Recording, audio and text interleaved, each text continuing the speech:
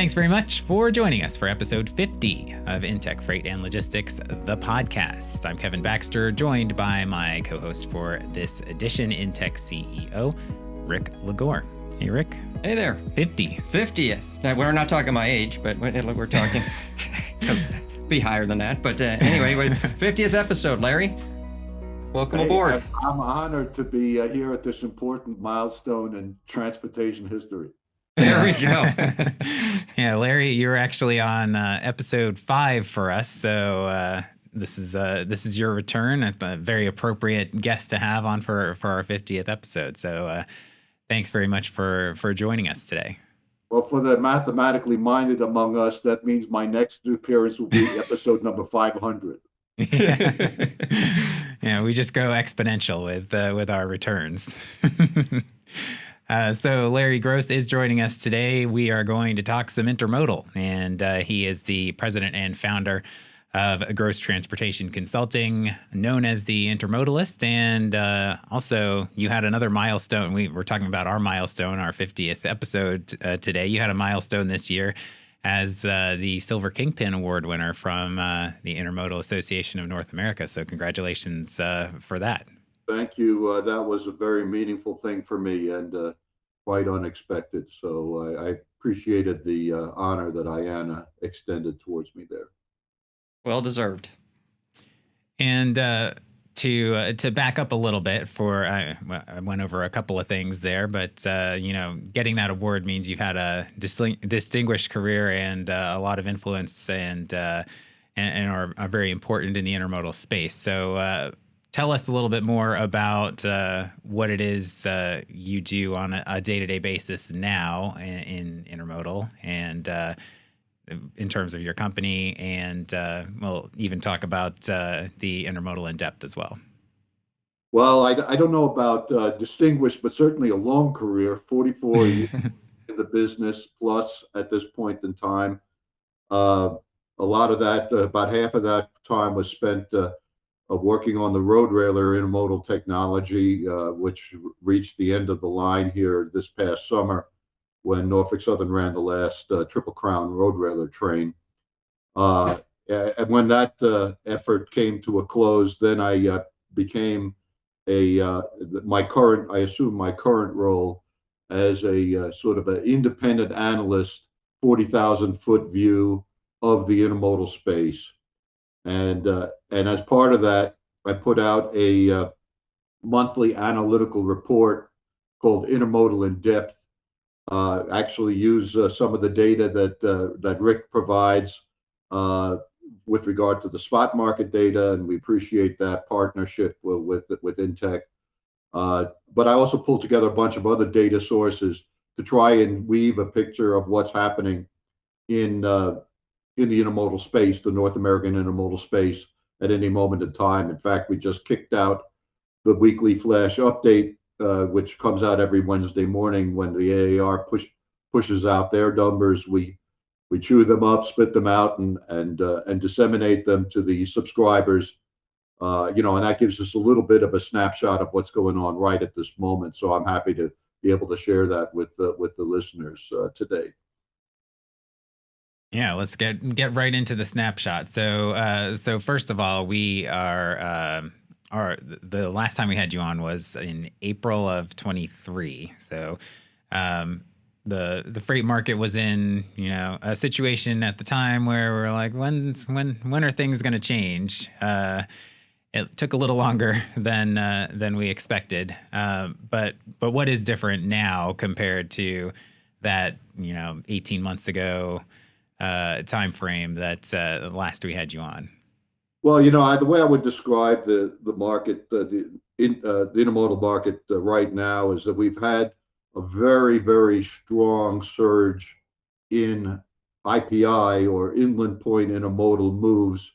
We divide the intermodal market into basically two segments: the international segment, which is ISO containers moving to and from the ports, and then the domestic segment, which is the 53-foot domestic containers and whatever's left of TOFC.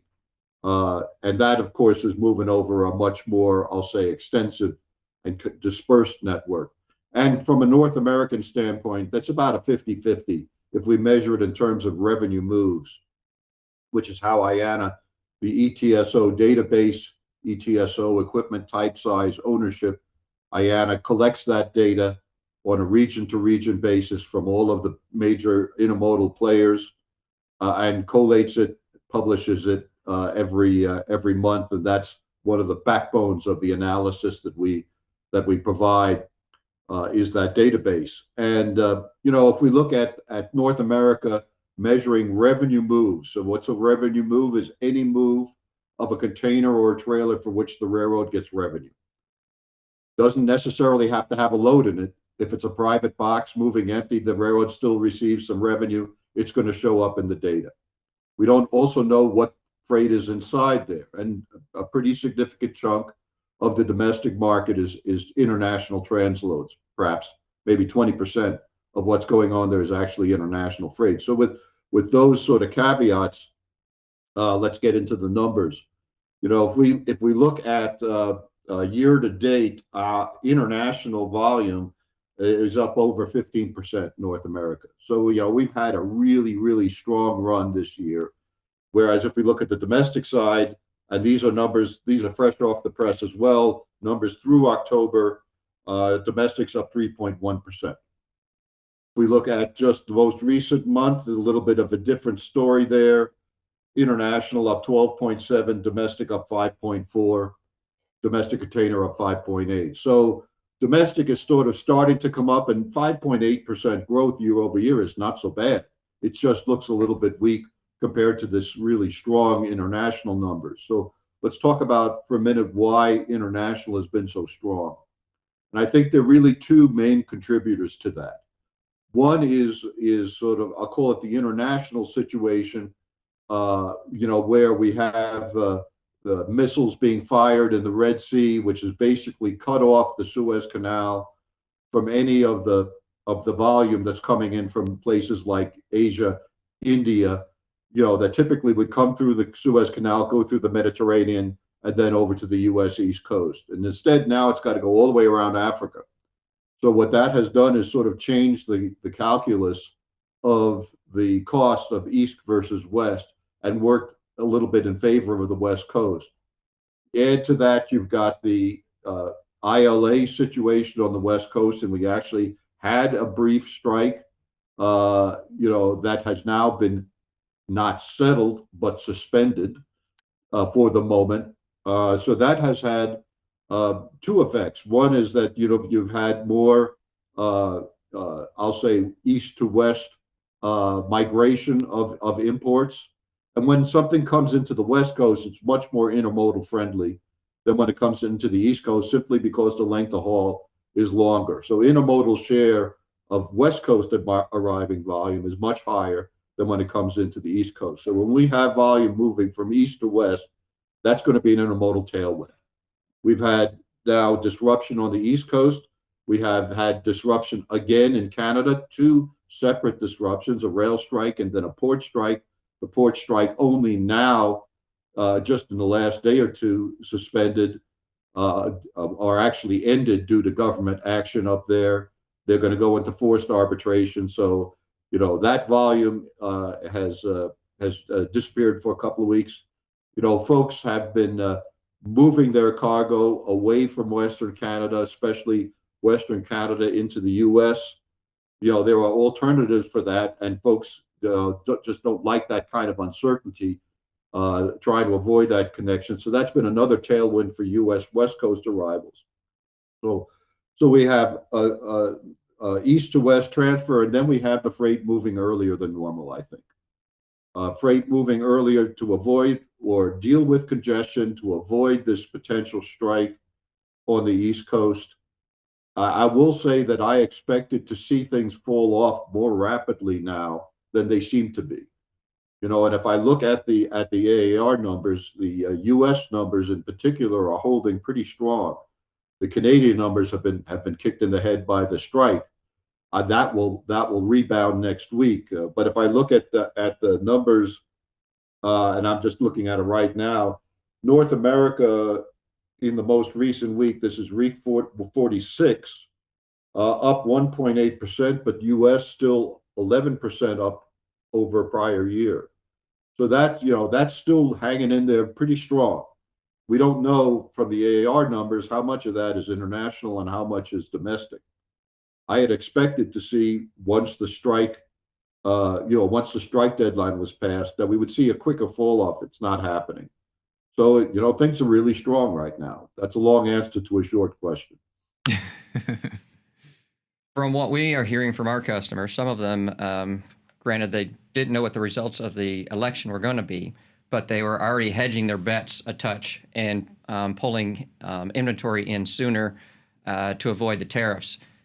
Since then, we've had a number of customers come into us and say, hey, we are definitely going to be moving forward. And the speed at which shippers are moving to avoid tariffs is actually pretty incredible right now from what we're seeing.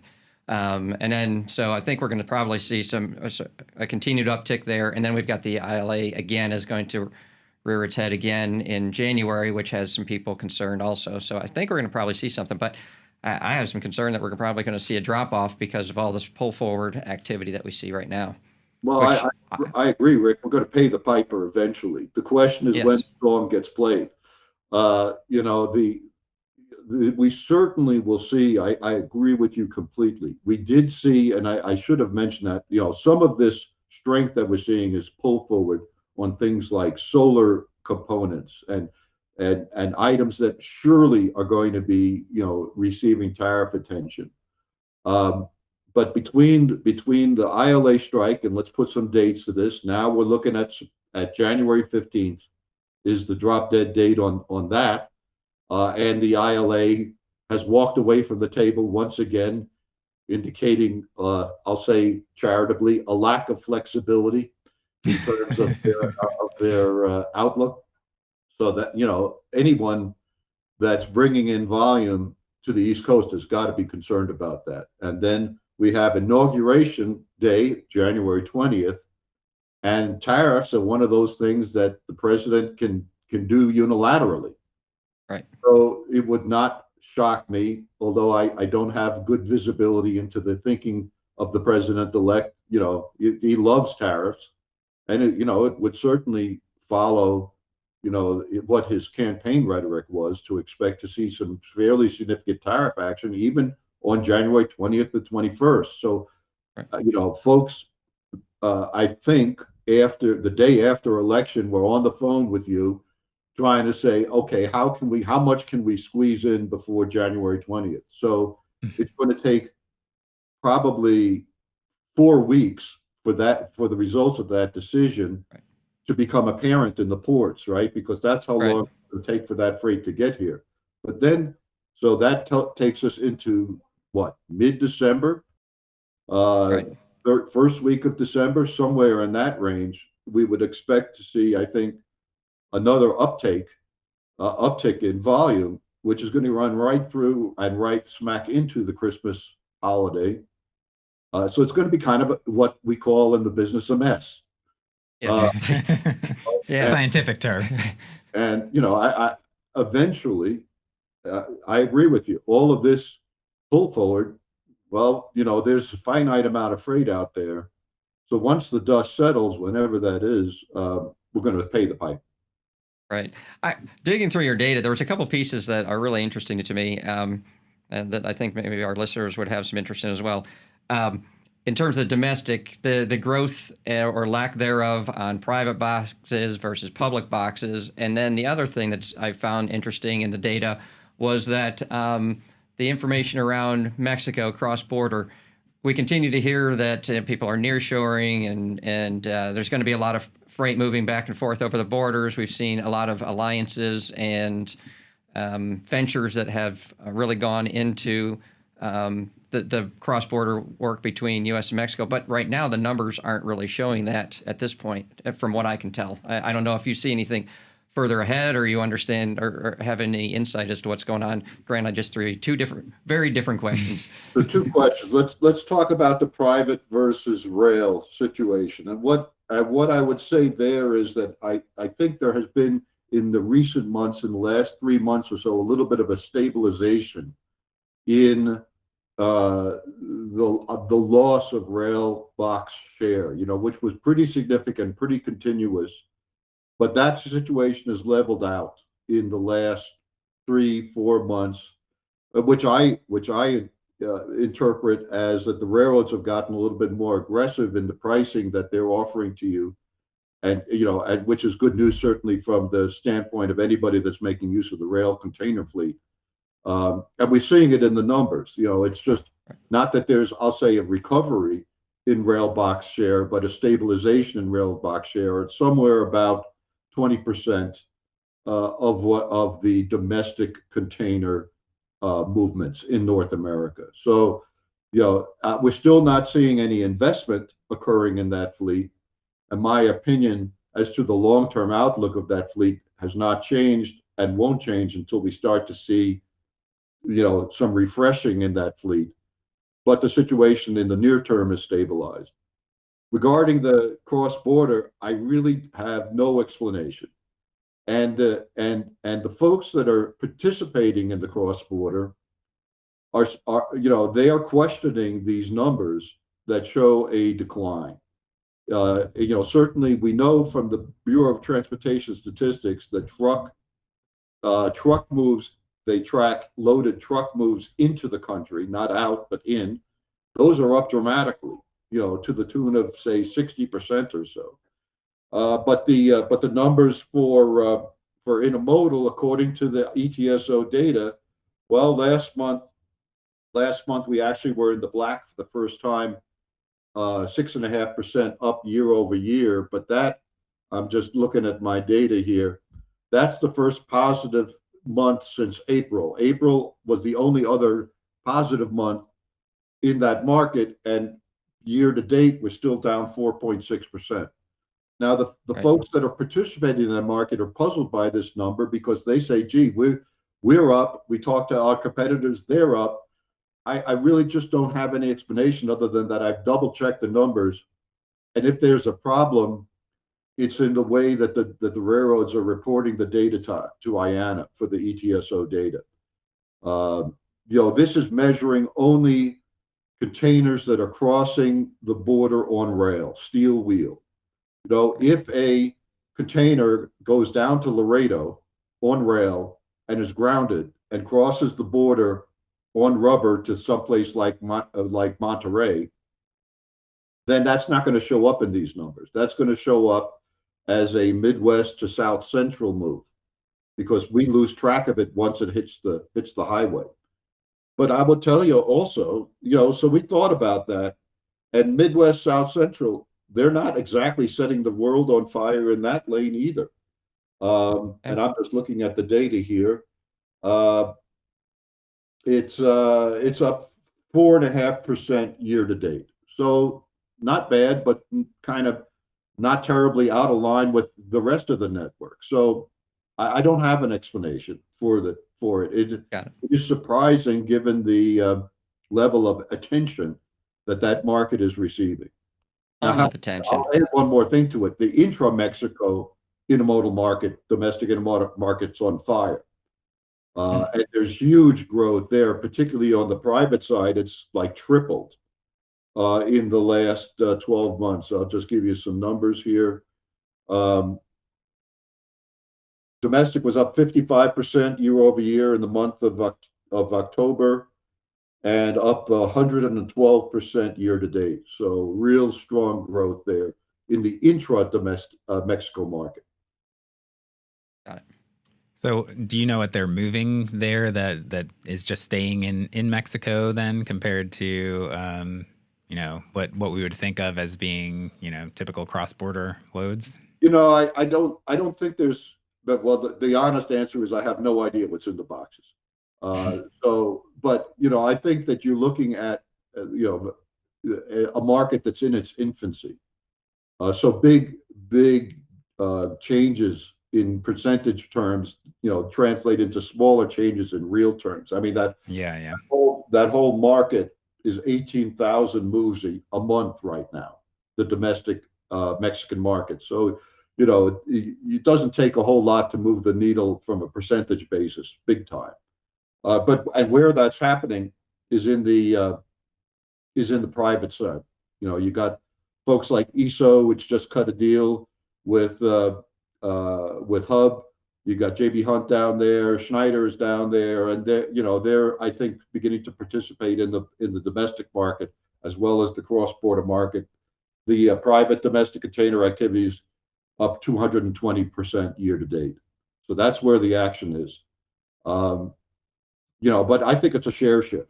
I think it's just volume that was moving on truck. And the intermodal situation down there in Mexico is pretty different, and let's even say from a security standpoint. We're all familiar with the security problems that intermodal is experiencing right now, but in Mexico, it's the safer mode because you do have all the truck hijacks, et cetera. So, I'd say the calculus down there is a little bit different. Agreed. So, with all of these initiatives and the anecdotal pieces that you're hearing, do you think there's going to be maybe at some point all of a sudden the numbers match the the actions by all of these companies and the feelings that they're having? Do you think we're going to get to that point where all of a sudden 1 month it's like through the roof? Because I have no explanation for the difference, I don't have an expectation of when it will end. One of the things that is important in being an analyst is knowing what you don't know. And I don't know a lot. So, this is one of those situations that, I just I don't have an explanation for why it's weak.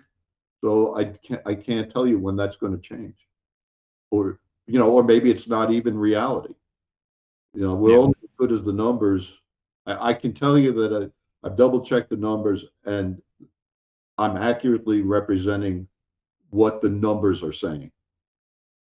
But they're only as good as what's going into them on the other end. So yeah, it'll be interesting to watch. Yeah, as this period continues. I mean, obviously the other piece that we have heard from multiple folks with ties to Mexico are that we're not actually in the throes of nearshoring yet. It's still sort of the early stages there too. So maybe there's a stage setting happening, and I guess we'll just have to see. Well, we know that the volume coming from China into Mexico has really ramped up. And I think that there is certainly this is not nearshoring, but call it what? Greenwashing. The volume comes in from China, gets to Mexico. Somebody turns one screw, slaps a made in Mexico, boom, there you go, and on into the States. That situation, I think, is probably going to change effective January 20th. Right. But I think there's some of that happening. But even there, why are the intermodal numbers not reflecting it? I don't have an answer for you. And when you're going into Mexico or coming out, the steel wheel is definitely the way to go versus the rubber tire. It's so much easier to cross the border that way. You get pre-cleared on customs. So to say that the stuff is being transloaded or something before it actually goes over across that's not what we're seeing in the business that we move into Mexico today. But anyway, you would think it's a natural, it's a natural growth opportunity for intermodal. It's long enough. There are, as you mentioned, big issues trying to get across the border on rubber tires. So I kind of shrug my shoulders and say, well, the data is not saying what it should. We'll get there. So I actually just read a piece talking about intermodal maybe holding the truckload recovery back a little bit. It was an interesting data that I just checked on before coming in here. So tell us sort of where intermodal is compared to truckload, and as we're getting into this period where people are fairly there's a fair consensus that we're in sort of a recovery period now for freight. Yeah, well, I mean, I haven't seen the article, the analysis that you mentioned. I would find it kind of surprising if intermodal is holding back truckload, because intermodal is the tail of the dog. And first of all, we have to say this is purely a domestic intermodal discussion, right? International is working off of a different playbook here, but Yeah. where that interplay between over the road and intermodal occurs is on the domestic side of the intermodal equation. And we're talking about a domestic share in the U.S. of somewhere in the vicinity of 6% domestic intermodal versus over the road truck 500 miles or more. So I just don't see that there's enough leverage for domestic to dictate where the truckload market's going. It goes the other way around. Domestic is pricing and volume trends, in the absence of share growth, are going to just follow what's happening in truckload. And truckload is growing very slowly. I am one of those that doesn't subscribe to the freight recession uh, thesis. I don't think we've been in a freight recession. We've been in a slowdown, compared to the torrid growth that we had during the post-pandemic surge. And that slowdown feels pretty painful. And we have too much capacity, or, to a certain extent, because there's been a shift on the over the road side from for hire to private. So whereas the for hire guys, maybe they're seeing, a lot of a difficult situation. You look at the total truckload situation, and it's still growing, even if the for hire segment has gone through a rough patch, because there's been a little bit of a share shift with folks wanting to take more control of the quality of their service and the destiny, with all of this turbulence. Well, one thing for sure, if you have a private fleet, you're going to have that capacity available to you. So that's one of the things I think that's contributed to the pain on the over the road side, and that just gets passed down to intermodal. Now, I think we're starting to see, continued slow growth on the over the road side in terms of demand, maybe a little bit of a pickup. Retail sales look pretty strong so far for the holidays. And we're due for a little bit of acceleration, but I'm not expecting any sort of dramatic turn. It's going to be kind of a slow slog, and that's what in the absence of share recovery, that's what domestic intermodal is going to see. The wild card is whether we can start to claw back some of the share that was lost over since 2019 and get back to the levels where we were routinely in the pre-pandemic, pre-PSR era.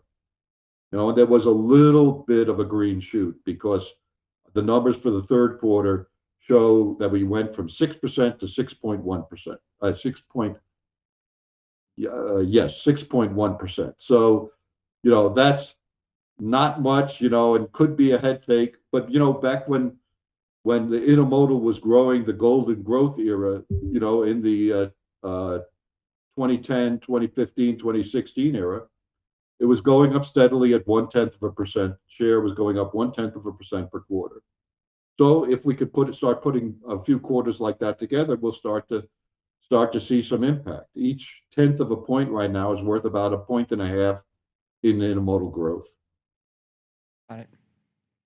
Yeah, I think the piece was talking a little bit more about the IPI situation where the volume that is coming in from the ports is heavily intermodal and maybe affecting some of the some truckload action in that regard. But yeah, I did just look at it right before I came in, so I probably shouldn't have referenced it. There is, I agree that IPI, that inland moves, are much more heavily intermodal oriented than domestic. We have a bigger share of what happens on the international side. I just don't see the connection, the why, if we're strong on that side, that it would be hurting the over the road guys. I don't think we're gaining share other than this coastal shift, right, that we talked about earlier. But I think that game is pretty well done. We're in a period now of a temporary period of stability with regard to where the East versus West Coast is. that situation will eventually reverse once we get the ILA situation settled, and once you start seeing some progress towards the peace in the Middle East, or at least missiles stop flying, then we're going to go back to the East Coast. This situation is not permanent; it's going to reverse. Right.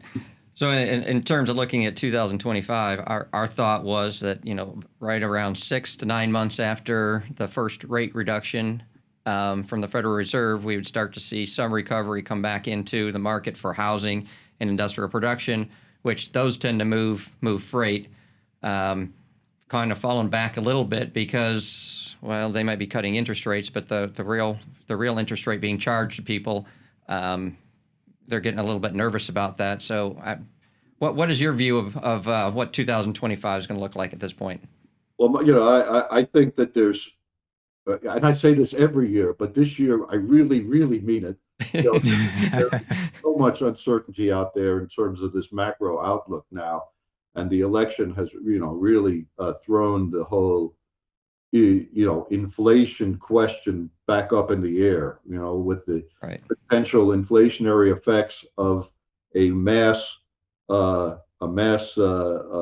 migration of undocumented workers who are, whether you think they should be in here or not, just speaking not just from a pure economic and analytical viewpoint, you remove that workforce from the United States, it's going to have an impact from an economical standpoint.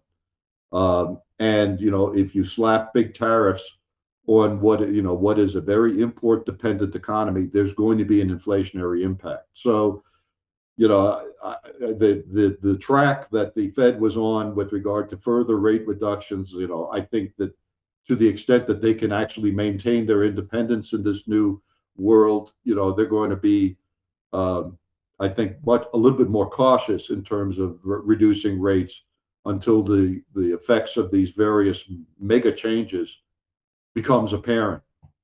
So, where that translates into freight, from my expectations are, continued modest improvement in the over-the-road demand, which translates into modest improvement for domestic, which we can accelerate if we can gain some continued share back.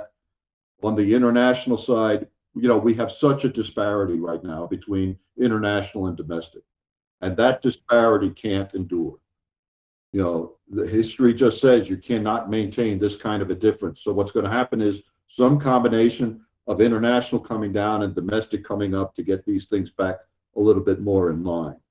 And if I had to guess, most of the action I think is going to be on international coming down. But once all of this settles out, we're going to see some very anemic numbers, I'll say, on the international side, and the growth mantle is going to, it's like the relay race. They're going to pass the baton over to domestic, and we're going to see if we drop the baton or actually make the handoff.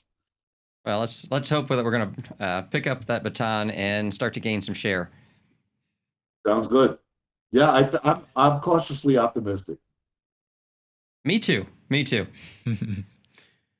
Well, in terms of the paying the piper piece of it too. So we talked about the fact that, pulling things forward, January, February are usually kind of slower periods anyway. So let's say all of the factors that we just talked about sort of come together. Say tariffs are implemented, everyone pulled everything forward, and so what happens into that first half of the year when maybe people were starting to look, as Rick was saying, the spring looked like it might be a time where we were hopeful for some very positive action, and maybe what does that throw into that equation?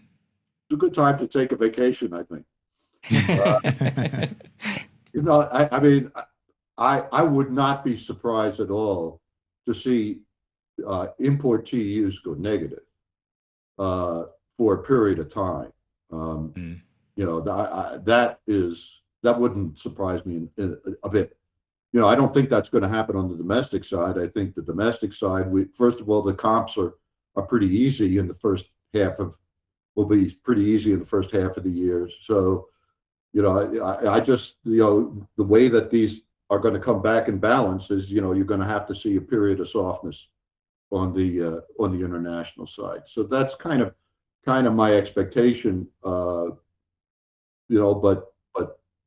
there is so much, really significant actions out there that could just turn this topsy turvy.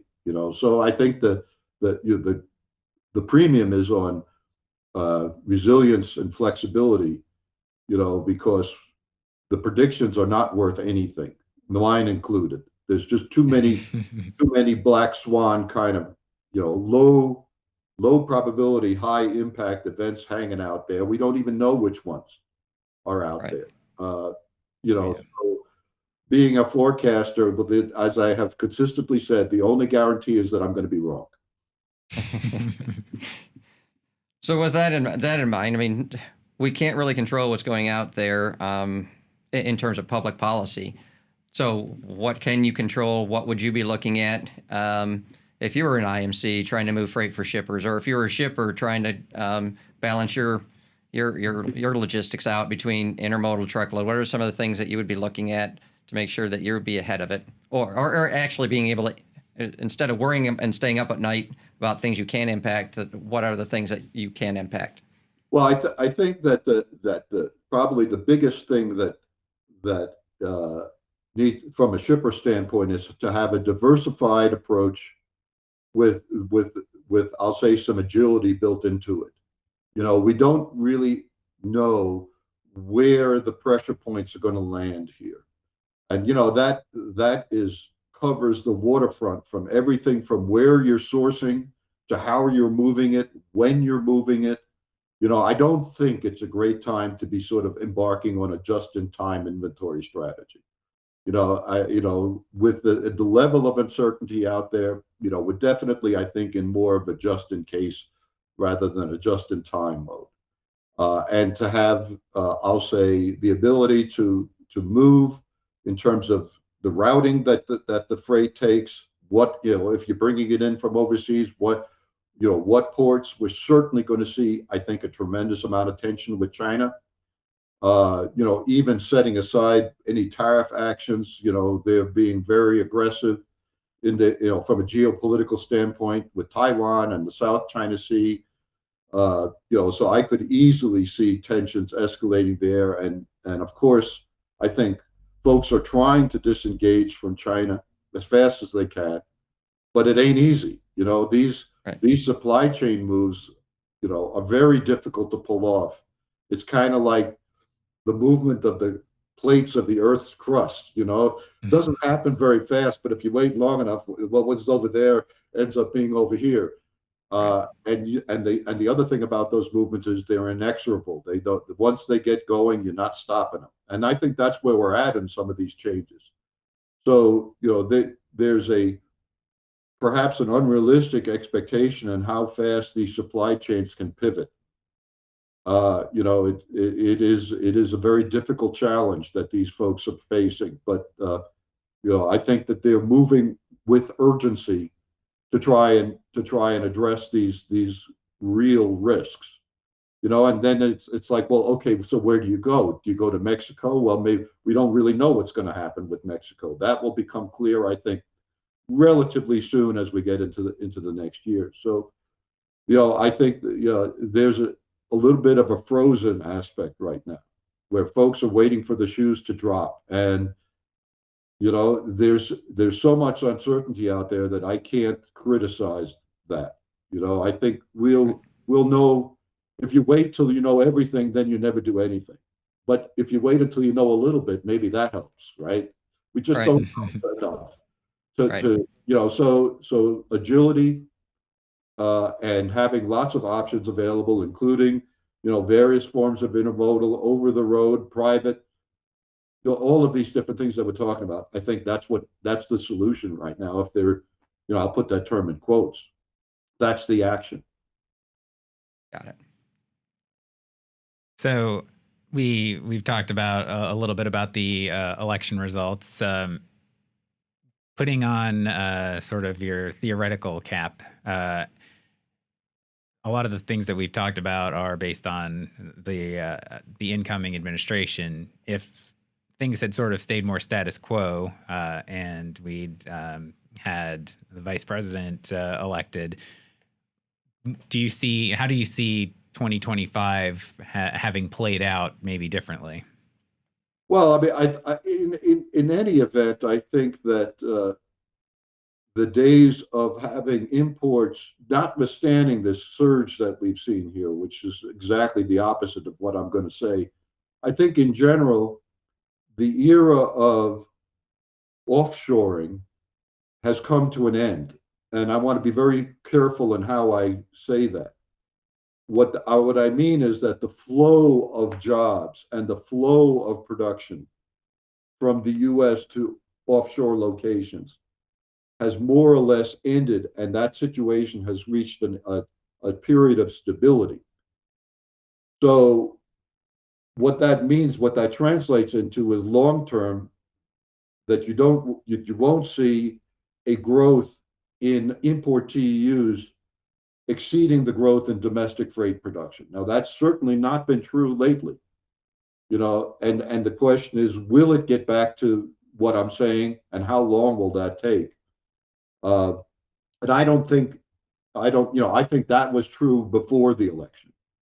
That was true because of various, I'll say, global factors, including, China's costs going up, and and all of these geopolitical tensions, and now you have different camps. You want your sourcing to be in friendly locales, not unfriendly locales.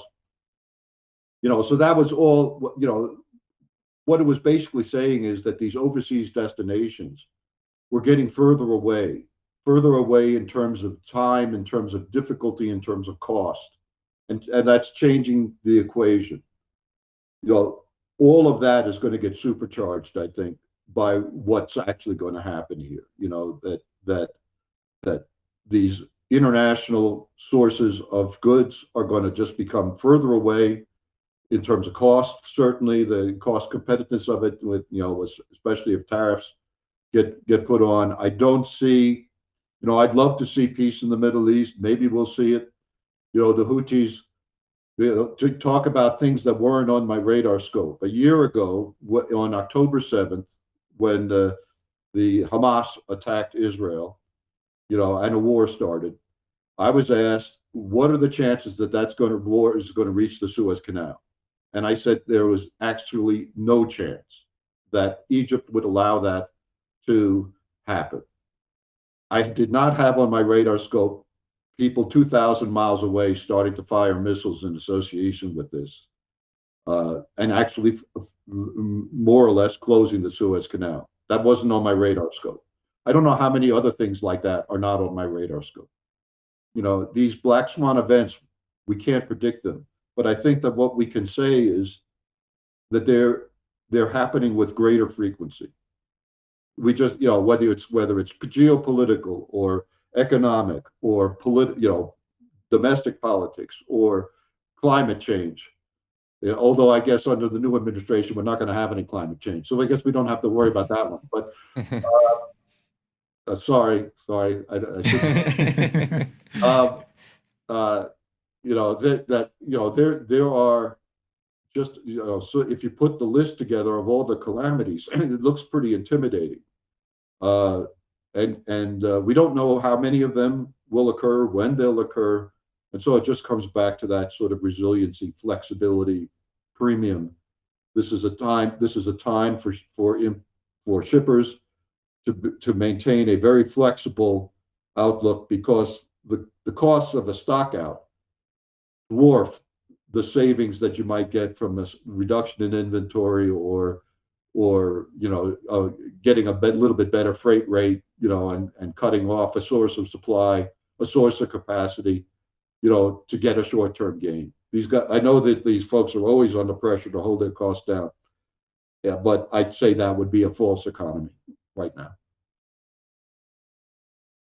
You segued into another question that I thought, when we're talking about intermodal opportunities going forward, the climate policy that's likely to shift in the new administration. So, I mean, we talk about this a decent amount already. Intermodal is what it is in terms of its advantages over truckload in the sustainability arena in terms of fuel savings, emissions, et cetera. So companies that still value that, will they maybe look a little bit more towards, this is obviously a prediction question again, so will they maybe look a little bit more towards, or should intermodal be pushing that narrative maybe even stronger if, a lot of the electrification development on the over the road side sort of stalls because of policies that are coming in? Well, I'm sorry to say that in my view, while the you know ecological benefits of intermodal are undisputed, in my experience here in the States, different in Europe, but here in the States, it doesn't really enter into the modal choice decisions of the shippers. At the best, if it's a tiebreaker, then maybe it works in intermodal's favor. But folks are just not willing to pay more for environmental performance. Where that eventually gets expressed is, and it ain't going to happen in the next 4 years, if there's a carbon tax or some means of making these environmental issues tangible in terms of real money for shippers, well, then intermodal will get the benefit. But right now, I'll call it this soft benefit at a time when shippers are interested in hard money. It's just, you're just not going to get, I think, the traction. Not to say that it isn't a noble thing and a good thing for intermodal, but I think in terms of moving this market share needle, it's probably not the strategy. Where I think that the progress has been made, and I should cover this, is, certainly we've made a lot of progress in terms of the resiliency of the intermodal network. I think that's undisputable right now. We've seen the network endure a wide variety of substantial disruptions this year. We've had port strikes, we've had hurricanes in the southeast, we've had closures of ports, we've had a huge surge of volume in the west, and the system, I mean, it has bent at times. Certainly out west we're seeing a little bit of bending in terms of increased dwell time, but it's absolutely has not broken. And the reliability of the system, has really, I think, hung in there in a very good fashion. So, that I think will give folks some comfort that the mode, has matured in a way, and that you can start to rely on intermodal in a way that you just weren't able to do in recent years during the post-pandemic surge. And that's a prerequisite. Folks are not going to come back to intermodal just because it gets more reliable. You won't gain freight by doing that, but you could certainly lose it. And so what it is basically, now we've paid the cover charge to be back at the table. And now if you're not reliable, you just don't get a seat at the table. You're not even given the opportunity to gain the freight back. Now we have that reliability demonstrated. We can be back at the table, and we can demonstrate our ability to save money. And now folks are going to be willing to take a risk on intermodal, a perceived risk, because intermodal can offer some economics that weren't available, when you just didn't have a reliable product. Great stuff, Larry. We appreciate you taking the time. Tell folks where they can find, the Intermodal in depth, or where else they can find you as well. Well, I'm on LinkedIn as the Intermodalist. My website is intermodalinDepth.com, and that's where you can obtain a subscription to the analytical publication if you like this kind of geeky data. Well, we've got 60 pages of it coming out every month. We're now producing that report in conjunction with IANA. and they handle the distribution and billing of it, and will be increasing their participation in that report over time. We'd love to have folks as subscribers. I think there's a wealth of data out there. We try in like a webinar like this to try and weave that tapestry. There are so many different moving parts to this equation, and if you want to try and get some idea of where things are heading, we will try and lay that out in the way that I think is understandable. There are lots of risks out there. It makes forecasting really difficult. But understanding the risks and understanding how the market may respond to those events, I think is pretty critical for folks that are trying to navigate these really turbulent times right now. And so you can find that information at intermodalinDepth.com.